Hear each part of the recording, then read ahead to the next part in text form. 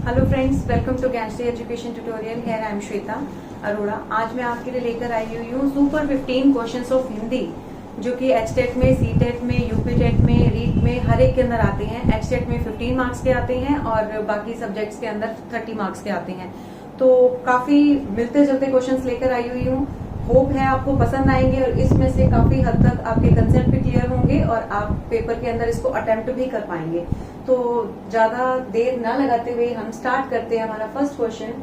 Question number first कहता है, गिरीश में कौन सी संधि है? तो संधि जो होती है वो क्या कह रही है कि हमने दो वर्ड्स को मिलाकर एक वर्ड बना रखा है। तो ऐसे टाइप के क्वेश्चन जरूर आते हैं। संधि हो गया, आपके तत्सम तद्भव हो गए, बहुत सारे क्वेश्चन है, मैं साथ साथ आपको कराती जाऊंगी। तो अब हम इसके अंदर कह रहे हैं कि कौन सी संधि है गिरीश के अंदर, इस वर्ड को हमने लेना है। ऐसे हमने ऑप्शन दे रखी है, गुण संधि, दीर्घ संधि, वृद्धि संधि, अयादि संधि। तो ऐसे हमें सारी संधि अपने दिमाग में रखनी होती है। तो जो जो वर्ड आता जाएगा मैं उसके अकॉर्डिंग आपको बताती जाऊंगी। तो पहला वर्ड मेरे पास आ रहा है गिरीश। गिरीश के अंदर मैं पहले ही आपको बता रही हूँ कि यहाँ पे दीर्घ संधि आती है। क्यों आती है उसका रीजन बताती है। उसका रीजन मैंने यहाँ पे लिख रखा है कि जब हमारे स्वरों का मेल होता है ना, तब हम बता रहे हैं कि हमारे ये वर्ड्स बनते हैं। अब स्वरों का मेल कैसे, मैंने यहाँ पे लिख रखी है छोटी ई प्लस बड़ी ई। तो ये जब हमारी संधि पूरी बनेगी तो ये साउंड ये वाली आएगी और मात्रा बड़ी ई की ही आएगी।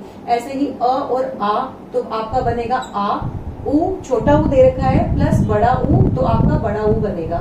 जैसे कि एक एग्जांपल मैंने लिख रखा है, जैसे गिरीश लिख रखा था, गिरीश का तो पूछ रखा था, हमने आपको आंसर दे दिया दीर्घ। ऐसे ही मैं यहाँ पर ले रही हूँ कवि प्लस ईश्वर, तो इसका बनेगा कवीश्वर। कैसे निकालते हैं, देखिए कवि दे रखा है, कवि के अंदर ये छोटी ई की मात्रा आप निकालेंगे, प्लस करेंगे और प्लस यहाँ पर ये बड़ी ई की मात्रा दे रखी है, तो आपका ये बड़ी ई ही बनेगा। तो ये आपके माइंड में रखना है आपको, ठीक है। तो जैसे कि एक और एग्जांपल ले सकते हैं, पुस्तक प्लस आल्य। तो इसके अंदर क्या करना है आपको, पुस्तक के अंदर अ प्लस आल्य, आल्य का आ उठाएंगे तो आपका क्या बन जाएगा, अ प्लस आ इज इक्वल टू आ। तो आ बनते ही आपकी वो दीर्घ संधि आ रही है। और वैसे भी इसकी शॉर्टकट ट्रिक है, इसको हम क्या कहते हैं कि दीर्घ बड़ा करना है। बड़े करने के लिए तो मैंने यहाँ पे ये सारे ही तो बड़े लिख रखे हैं, तो आप इस शॉर्टकट को याद रखेंगे, कभी भी गलत नहीं होगा, ठीक है। और इसका दूसरा नाम होता है हस्व। क्वेश्चन पेपर में कंफ्यूज करने के लिए भी अगर आपको मान लीजिए दे रखा है यहाँ पे हस्व, तो आप हस्व के ऊपर क्लिक करेंगे। तो अभी फिलहाल आपका जो आंसर बन रहा है वो दीर्घ संधि बन रहा है। राइट फ्रेंड्स, अब हम चलते हैं अपने नेक्स्ट क्वेश्चन के अंदर।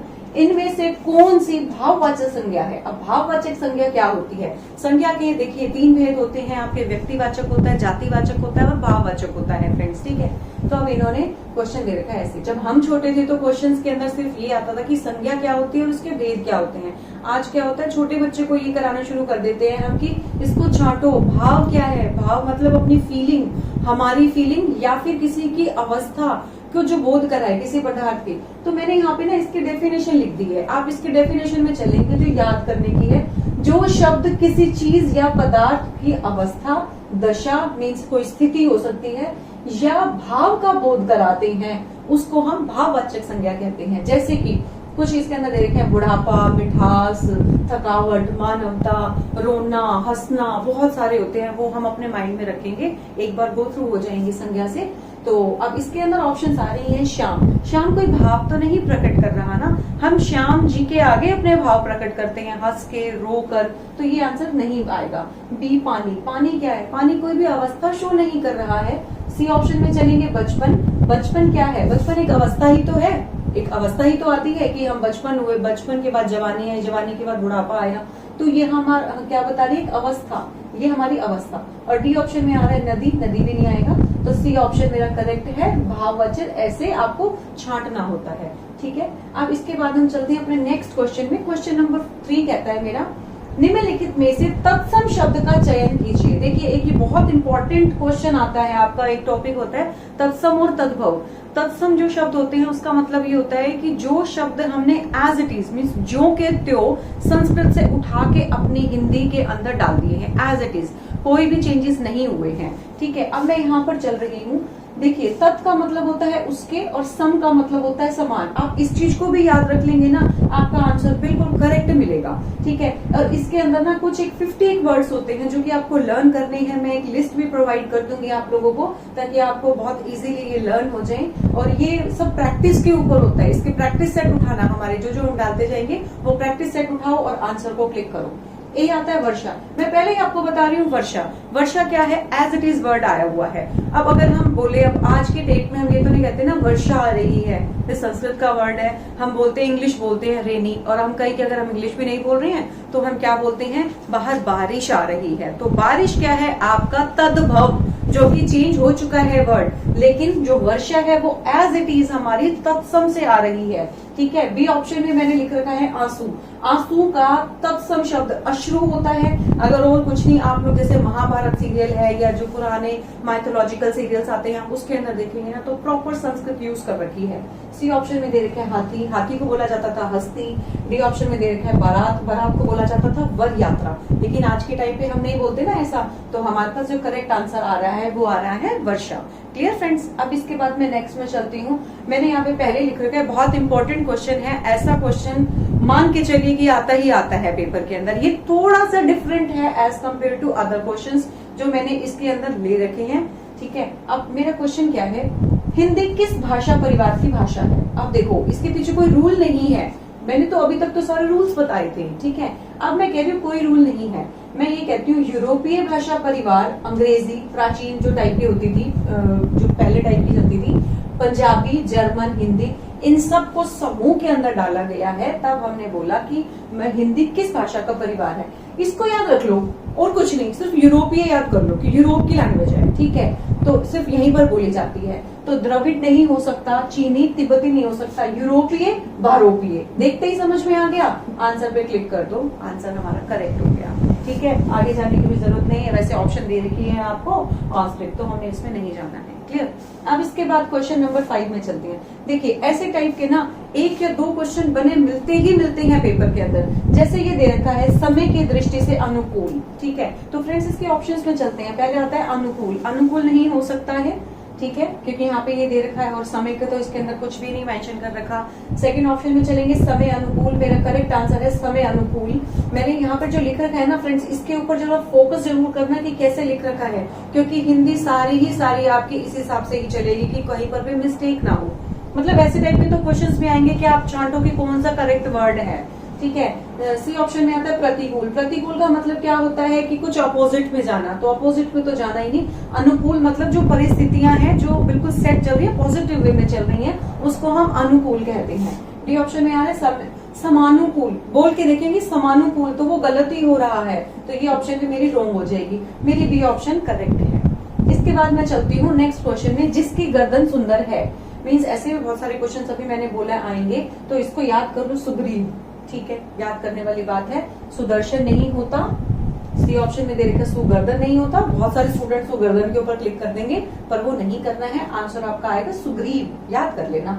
डी ऑप्शन में आता है सुगत, नहीं, ये भी नहीं है। फिर उसके बाद हम नेक्स्ट क्वेश्चन में चलते हैं। जंगल में लगने वाली आग, जो जंगल के अंदर आग लग जाती है, जैसे पुराने हम देखते थे माइथोलॉजिकल जो सीरियल्स होते हैं उसके अंदर हम बोल देते हैं कि बड़वा नल है, ये बड़वा नल है, तो उस टाइम पे हमें समझ में नहीं आता। तो अब हम इसको याद कर रहे हैं कि जंगल में आग लगने, जो आग लगती है उसको हम क्या बोलते हैं, बड़वा नल। ऑप्शन दे रखी है दावा नल। बहुत से स्टूडेंट्स ना इसके ऊपर क्लिक कर देते हैं दावा नल के ऊपर, वो रॉन्ग है, मैं पहले ही बता रही हूँ आपको। फिर आता है कामा नल, ये भी रॉन्ग है। सी ऑप्शन मैंने पहले ही बता दिया क्योंकि बोला ही बड़वा नल जाता था। और डी ऑप्शन में आ रहा है जठरा नल। जठरा नल के ऊपर बिल्कुल क्लिक नहीं करेंगे, क्योंकि कई बार ये सोचते हैं कि जठरा अग्नि, जठरा अग्नि मतलब जो हमारे पेट के अंदर जो आग लगती है खाने के टाइम पे, उसको बोला जाता है। जठरा को देख के बहुत सारे स्टूडेंट्स इसको क्लिक कर देंगे, तो ये बहुत कंफ्यूजिंग क्वेश्चन था, तो इसके अंदर हमने नहीं जाना है। Right friends. जी फ्रेंड्स, नेक्स्ट क्वेश्चन में चलेंगे। नेक्स्ट क्वेश्चन है मेरा क्वेश्चन नंबर 8। पृथ्वी का पर्यायवाची शब्द है। देखो अब इससे मिलके ना दो क्वेश्चन बन सकते हैं। एक तो क्वेश्चन ये बन सकता है कि पर्यायवाची कैसे लिखा जाता है, इसके ऊपर जरूर फोकस करेंगे। एक क्वेश्चन तो बनता ही बनता है। ठीक है, ये थोड़ा सा कंफ्यूजिंग क्वेश्चन है, बन सकता है। तो अब हमने हमारा क्वेश्चन क्या कह रहा है, पृथ्वी का पर्यायवाची शब्द क्या है। मैं आंसर पहले बता देती हूँ आपको, दैट इज रत्न गर्भा। ठीक है, रत्न गर्भा। हमारी पृथ्वी के अंदर से ही, उसके गर्भ से ही बहुत सारे देव प्रकट हुए हैं। तो इसको याद करने का तरीका क्या है कि जो देव प्रकट हुए वो रत्न ही तो है हमारे। ठीक है, तो इसको हम बोलते हैं रत्न गर्भा। तो आंसर मेरा मिल गया। बी ऑप्शन में चलेंगे, स्वर्णमयी। स्वर्णमयी नहीं आएगा, मतलब सोने से कोई रिलेशन नहीं है इसका। सी आता है वसुमती। वसुमती भी नहीं आएगा इसका। मीन्स ये लगते हैं बहुत सारे मिलते जुलते, लेकिन मैंने आपको ना यहाँ पे आंसर में पहले ये रीजन क्लियर कर दिया है। वो मेरा जो करेक्ट आंसर है वो मुझे स्टार्टिंग में ही मिल रहा है, रत्न गर्भा। आप इसको याद करेंगे, ऐसे नहीं कि वहां पे जाके कुछ भी क्लिक कर देंगे तो आपका गलत हो सकता है आंसर। नेक्स्ट में चलती हूँ मैं, क्वेश्चन नंबर 9। इंपॉर्टेंट है क्वेश्चन, निम्न में से अल्प प्राण वर्ण कौन से हैं। तो ऐसे टाइप के ना अभी और भी बहुत सारे क्वेश्चन आएंगे, मैं वो नेक्स्ट वीडियो में उठाऊंगी। अल्प प्राण, महाप्राण, घोष, अघोष, इसका पूरा टॉपिक है वो मैं अगले में ही आपको क्लियर कर पाऊंगी, इसमें नहीं हो पाएगा। तो अभी फिलहाल मैं ये बता रही हूँ कि अल्प प्राण वर्ण कौन से होते हैं, इसको क्लियर करूंगी। यहाँ पे आ जाइए फ्रेंड्स। अब यहाँ पे मैंने लिख रखा है क ख ग घ ड च छ ज झ ण। अब क्या है, ये सारा कुछ याद नहीं हो सकता। हमने पहले जब छोटे थे फर्स्ट सेकंड तक तो हमें ये सब चीजें लर्न थी। इसके बाद सच्ची बात बताओ, जो ग्रेजुएट कर गए हैं या जो हमारे जो टीचिंग में नहीं है उनको सबको ही याद नहीं होता। तो याद करने का एक मेथड है इसका, कच्चट तत्व। आप इसको ही एक बार लर्न कर लेंगे ना, आपका आगे गलत नहीं हो सकता है। ठीक है, इसको लर्न करने का मेथड भी क्या है, ऐसे ही लिखेंगे आप, ऐसे नहीं कि अनिया के ऊपर आप कुछ और लिख दें उसके बाद नेक्स्ट लिख दें। इसको 5-5 के पेयर में ही लिखेंगे तो आपको लर्न हो जाएगा। लर्न करने का मेथड मैंने यहाँ पे लिख रखा है, कच्चट तब से आप इसको लिखेंगे। अब क ख ग घ अंगा, पहले इसको ड बोला जाता था, अब इसकी जो साउंड है वो अंगा बोला जाता है। ठीक है, तो अब इसके अंदर आपको करना क्या है, जो मैंने 5 पेयर बताए हैं ना आपको, इसके अंदर आपको सारे के सारे विषम उठाने हैं, मीन्स ओड उठाने हैं। जो थोड़ी बहुत इंग्लिश समझे तो वो ओड उठाएं, means first, third and fifth तो उठाएंगे। जो फिफ्थ वाला है ना उसको मैं क्लियरली कह रही हूँ ये नासिके है, तो फिफ्थ वाले को तो आप बिल्कुल क्रॉस कर दो कि उसमें तो जाना ही नहीं है। हमने जाना है किसमें, ऑड में। अब इन चारों के अंदर ऑड कौन सा मिल रहा है आपको, फर्स्ट वाली लाइन मिल रही है और आपको ये थर्ड वाली लाइन मिल रही है। क्लियर, मैं एक बार फिर बता रही हूँ, आपको विषम में जाना है फर्स्ट और थर्ड। अब फर्स्ट और थर्ड के अंदर देखिए क ग च ज ट ड त द प ब ऑप्शंस में आ जाते हैं, आंसर मिल रहा होगा। फर्स्ट ऑप्शन आती है अ आ, स्वर में तो जाना ही नहीं है, स्वर का तो कोई लेना देना ही नहीं, मैंने यहाँ पे रखा हुआ वर्ण विचार के अंदर। आगे चलते हैं बी, फ भ। अब देखो फ कहाँ पे आ रहा है आपका, फ आपका यहाँ आ रहा है, सेकंड में आ रहा है, आगे जाने की जरूरत ही नहीं, गलत हो गया। सी में चलते हैं क ग। अब देखो यहाँ पे दे रखा है फर्स्ट के ऑप्शन क और सेकंड में आपको यहाँ पे थर्ड वाले के अंदर आपको मिल रहा है ग, तो आंसर तो मुझे बिल्कुल करेक्ट मिल गया है। डी में चलते हैं थ और ध। थ में चलते हैं थ, सेकंड है, गलत हो गया, बिल्कुल क्लियरली रॉन्ग हो गया ये, तो आंसर मुझे मिल गया क और ग। कभी भी नहीं भूलेंगे। अब अल्प प्राण, फिर भी एक और थोड़ा सा बता देती हूँ, महाप्राण। महाप्राण क्या होते हैं, आपके सेकंड और जो फोर्थ होते हैं ना वो आपके महाप्राण होते हैं, तो आप याद रखेंगे इसको। क्वेश्चन आपका ये भी बन सकता है। Clear friends. अब इसके बाद मैं नेक्स्ट क्वेश्चन में चलती हूँ, क्वेश्चन नंबर 10। हिंदी वर्णमाला में अयोगवाह वर्ण कौन से होते हैं, अयोगवाह वर्ण। देखो मैंने यहाँ पे लिख रखा है, आप सिंपल सा एक छोटा सा रूल लेकर चलेंगे। इंग्लिश में भी रूल्स पे चलते हैं, हिंदी में भी ऑफकोर्स रूल्स तो लगे ही हुए हैं। जिन वर्णों पर अनुस्वार और विसर्ग लगे हुए होते हैं उन्हें अयोगवाह कहते हैं। ठीक है, अब क्या मैंने यहाँ पे बोला, अनुस्वार। बोलने पर भी ना नाक में से साउंड आती है, आप कभी बोल के देखना, अ की साउंड जो आएगी ना वो आपकी न से, नाक से आएगी, तो ये ई। यहाँ पर स्वर है, स्वर तो बिना किसी दिक्कत के आपके आराम से मूर्धा से निकलते हुए, आपके कंठ से निकलते हुए, आपके दंत से ओष्ठ की तरफ निकलते हैं, तो हमारा ये नहीं आ रहा है। नेक्स्ट आता है उ उ, स्वर है, आंसर ही गलत है, नहीं मिल रहा। सी में चलते हैं, यहाँ पर आपको दे रखे हैं अंग और अह। ठीक है, तो इसके अंदर क्या आपको विसर्ग मिल रही है, इसके अंदर आपको अनुस्वार मिल रहा है, आंसर मिल गया। और एक और भी हो सकता था, यहाँ पे अ के ऊपर आपकी चंद्र बिंदु दे रखी है, तो आंसर ये भी हो सकता था, लेकिन इन्होंने यहाँ पे ऑप्शन में नहीं दे रखा है। ऐसा भी हो सकता था कि तीसरे ऑप्शन पे ये ऐसे डाल देते, तब हमें इसके ऊपर ही क्लिक करना था। ठीक है, फोर्थ ऑप्शन में चलेंगे अ और आ, ये भी कोई नहीं बन रहा आपका, क्योंकि इसके ऊपर भी कोई भी अनुस्वार भी नहीं है और कोई भी विसर्ग भी नहीं लगी हुई है। ठीक है, तो मेरा जो अयोगवाह है वो मेरा सी ऑप्शन चल रहा है। इसके बाद हम नेक्स्ट क्वेश्चन में चलते हैं। अवनत शब्द में प्रयुक्त उपसर्ग है। देखिए अब क्या होता है, कोई डेफिनेशन नहीं आती है पेपर के अंदर, आपको जस्ट रेखांकित जो किया हुआ होता है वर्ड, जैसे मैं ये कहूँ कि ये रेखांकित किया हुआ है या फिर इसको ऐसे करके लिखा हुआ है, इसके ऊपर बेस्ड क्वेश्चन बनेंगे। शब्द में प्रयुक्त उपसर्ग है। अब सबसे पहले हमें उपसर्ग पता होना चाहिए। उपसर्ग क्या होते हैं, मैंने बहुत इजी करके लिख दिया है। उप मतलब समीप, और उसके बाद आता है आपका सर्ग। सर्ग का मतलब होता है सृष्टि करना, मीन्स आरंभ में ही कुछ वर्ड मिलकर नया शब्द बनाएंगे। देखिए मैंने लिखा है आरंभ में लगकर नया शब्द बनाना तथा उसके अर्थ में परिवर्तन करना, मीन्स चेंजेस भी होंगे। अब वो चेंजेस कैसे हो रहे हैं, देखिए यहाँ पे आपको ऑप्शन मिल गई है। फर्स्ट में चलते हैं नत। नत क्या है, बाद में दे रखा है, हमारा रूल तो ये कह रहा है आरंभ में लगेगा, तो ये ऑप्शन गलत हो गई। सेकंड में चलता है अवन। अवन क्या है, यहाँ तक का वर्ड नहीं, अवन का कोई मीनिंग नहीं है, हवन का हो सकता है, भवन का हो सकता है, ठीक है, तो ये ऑप्शन गलत हो गई। सी में चलते हैं हम अव। अब ये देखो दो शब्द को इकट्ठे मिला के बना हुआ है, अगर हम इसकी संधि भी करेंगे ना, अव प्लस नत, तो हमें मिल गया कि हमने एक नया वर्ड जोड़ा, तो मुझे यहाँ पे इसका उपसर्ग मिल गया। डी ऑप्शन में आता है अ अकेला नहीं बना हुआ है, वनत कोई वर्ड ही नहीं होता, आप इतना तो समझते ही होंगे, तो यहाँ पर ये मेरा ऑप्शन गलत हो जाता है। अब मैं ऐसे ही मिलता जुलता एक और क्वेश्चन उठा रही हूँ ताकि आपकी थोड़ी सी प्रैक्टिस चले। क्वेश्चन नंबर 12, बेइंसाफी में प्रयुक्त उपसर्ग है। बेइंसाफी, ये वर्ड दे रखा है स्टूडेंट्स। अब बेइंसाफी, अभी तक मैंने बोला कि इसको दो में आपने पार्ट में डिवाइड किया, अव प्लस नत। इसके अंदर आप बेई प्लस साफी नहीं कर सकते हैं। आप बोल के देखिए ना कि इंसाफ, इंसाफ तो एक वर्ड है, सबको पता है। इंसाफ के आगे मीन्स आपने एक नया वर्ड लगाना है जिससे कि बेइंसाफ बन गया, बेइंसाफी बन गया, तो दो वर्ड्स इकट्ठे हो गए, बोलने पे ही क्लियर हो गया है। इन तो गलत, आगे चलते हैं। बे आंसर मिल रहा है, बे प्लस इंसाफी, संधि करेंगे, बे प्लस इंसाफी, आंसर मिल रहा है आपको बे। सी में चलते हैं बेइन। बेइन कोई वर्ड ही नहीं होता, ठीक है। डी ऑप्शन में आ रहा है बेई।